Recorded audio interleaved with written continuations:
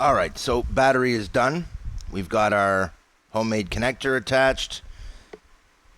Inside of this was this little plastic insert. I had to cut it to make it fit the battery properly, but because it was a bit too thin, but it gives it a hard case. And I can, when I glue this onto the aircraft, I'm going to glue it this side up so that we'll still be able to read its specs for later videos so I can verify that it is this. We are going to fly this, but for now, we are going to attempt the almighty plug-in.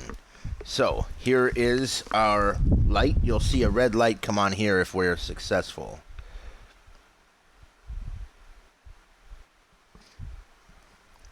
And voila, we have a red light.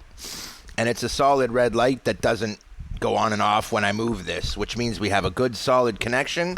We are charging. Now, don't forget, this was a non-rechargeable battery according to the company, but we have charge circuitry that's designed for 3.7 volt multi-cell and charges to 1200 mAh.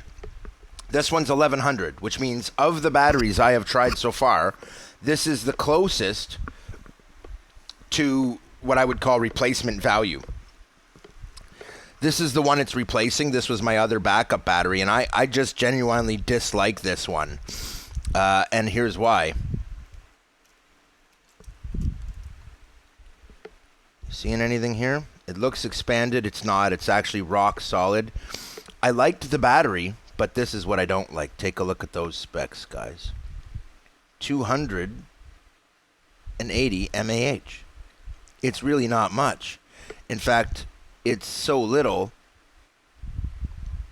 it's really not impressive. And then if you look really close, it almost looks like it says 700 mAh. Doesn't it? But it's 280, which is unfortunate, but that's okay. And it's nice because now we have the battery that's in it is nowhere near this mAh level. So we should get double the run times. So one of these will be my high performance battery, which is the other one, which as you can see is still installed in the heli. And I love this battery. It's worked amazing. So that's the next one. I'm going to replace it with that. Now, if you take a look at these for size, one is much, much thicker than the other. You can see here, one is quite thin in diameter, while the other is thicker than my finger.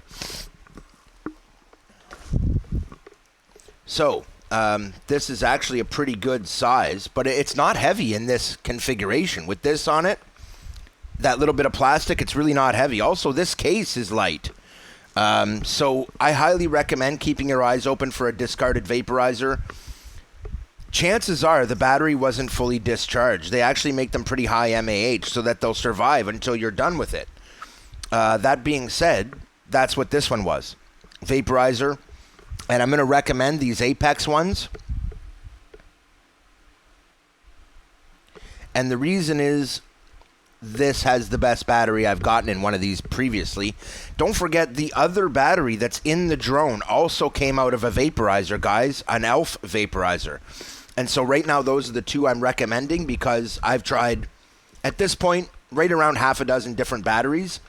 And these two are by far the best. This one, I haven't even used it yet. I know it's going to rock because it's replacement value. Both slightly lighter, and I do mean slightly, than the original battery, but also slightly less mAh. But that part isn't going to hurt us. It's only 100 mAh. If anything, we'll get 30 or 40 seconds or a minute less runtime. What it also means is it's slightly lighter, which means we should get a much better flight with this battery than we do with the other battery. The difference is the other one will give us more altitude, is better for doing tricks if I want to do backflips and stuff. The other battery is better for that because it's a bit lighter. This battery is better for the I want to do a long flight or just go for a cruise or fight the wind. This has more power. So if it's a really windy day, I would use this battery. Anyway, this is approaching 5 minutes. I wanted to put that to an end and just point out that this works and they're easy to rig up, guys. I've shown you everything you need to do.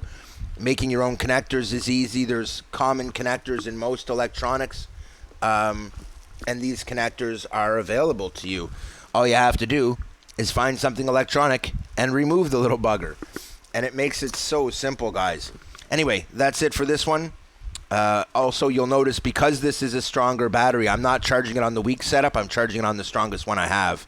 2.4 amp capable discharge, and we are not going to need anywhere near that much. But the stronger your charging source, the stronger your battery will get, and the better your flight times will be. Keith out.